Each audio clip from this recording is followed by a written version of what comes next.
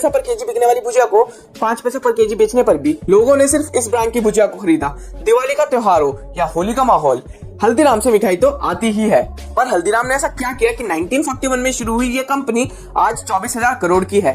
और डोमिनोज और मैकडोनल्ड जैसे बड़े ब्रांड का इंडिया में टोटल जितना रेवेन्यू होता है उससे ज्यादा तो अकेले हल्दीराम का है। और बस इतना ही नहीं, केलॉग्स कंपनी जो वर्ल्ड की second largest food snacking company है, वो भी हल्दीराम में एक बहुत बड़ा स्टेक लेने के लिए हल्दीराम के पीछे पड़ी हुई है। आइए जानते हैं हल्दीराम ने ऐसी क्या क्या स्ट्रेटेजीज लगाई कि आज वो इतना बड़ा बन पाया। Ganga Bishan Agarwal, founder of Haldiram. 1951 में इन्होंने राजस्थान के बीकानेर में हल्दीराम की शुरुआत करी और उस समय हल्दीराम में सिर्फ भुजिया बनाते थे। पर इन्होंने अपनी भुजिया को प्रीमियम बनाने और दिखाने के लिए 3 काम करे। पहला काम तो इन्होंने ये करा कि अपनी भुजिया को बेसन की जगह मोठ दाल से बनाई ताकि वो क्रिस्पी बने। दूसरा काम इन्होंने ये करा कि 2 पैसे में बिकने वाली भुजिया को इन्होंने 5 पैसा पर केजी में बेचा ताकि लोगों को प्रीमियम फील आए। और थर्ड काम इन्होंने ये करा कि इन्होंने अपनी भुजिया को लोगों से इमोशनली कनेक्ट कर दिया। एक्चुअली इन्होंने अपनी भुजिया का नाम डोंगर सेव रख दिया और तब राजस्थान के बीकानेर के किंग का नाम डोंगर होता था।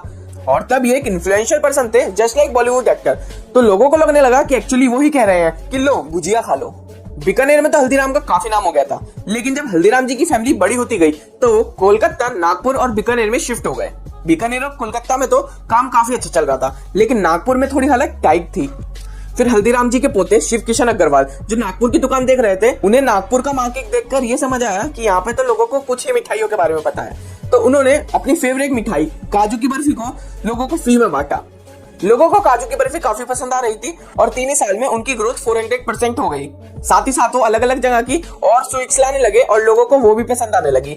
और धीरे धीरे मार्केट समझ जाने के बाद उन्हें ये भी पता चला कि नागपुर के लोगों को साउथ इंडियन खाना काफी पसंद आ रहा है। तो उन्होंने डोसा, इडली, उत्पम जैसी चीजें वहां लॉन्च करनी स्टार्ट कर दी। और उसके बाद समोसा, कचौरी और छोले भटूरे जैसी चीजें जो भी आज हम हल्दीराम के मेन्यू में देखते हैं वहीं से स्टार्ट हुआ।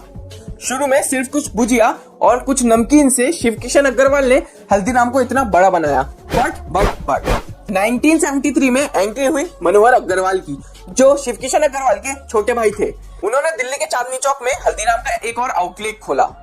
मनोहर लाल अग्रवाल ने उस आउटलेट में 2 स्ट्रेटेजीज यूज करी जिसे सिर्फ हल्दीराम ने ही नहीं, इंडिया के सारे ब्रांड्स ने फॉलो करा। और वो था पैकिंग पे ध्यान देना। इंडियन फूड इंडस्ट्री थी तो बड़ी, लेकिन प्रॉपर हाइजीन नहीं था और हल्दीराम ने प्रॉपर पैकेजिंग, जिप पैकेजिंग और नमकीन के अंदर वैक्यूम भरना स्टार्ट करा ताकि नमकीन फ्रेश रह सके। और सेकंड स्ट्रेटेजी थी अपने ब्रांड को फैलाना। इन्होंने दिल्ली में पहला आउटलेट खोलने के बाद और आउटलेट खोले। जब वो भी अच्छे से चलने लगे तो इन्होंने बाकी सिटीज में अपना आउटलेट खोले और आज ऐसा कर करके इनका 80 कंट्रीज में सामान जाता है। और इन सब स्ट्रेटेजीज को यूज कर वो एक ultimate snack and sweet shop बन गया। हल्दीराम जी के 3 बेटे थे। एक के ग्रैंडसन कोलकाता में हल्दीराम प्रभु जी के नाम से दुकान चलाते हैं। सेकंड के ग्रैंडसन बीकानेर में बिकाजी नाम से दुकान चलाते हैं। और थर्ड के ग्रैंडसन ने अपना बिजनेस बहुत बड़ा कर लिया। एक ने नागपुर में और दूसरे ने दिल्ली में।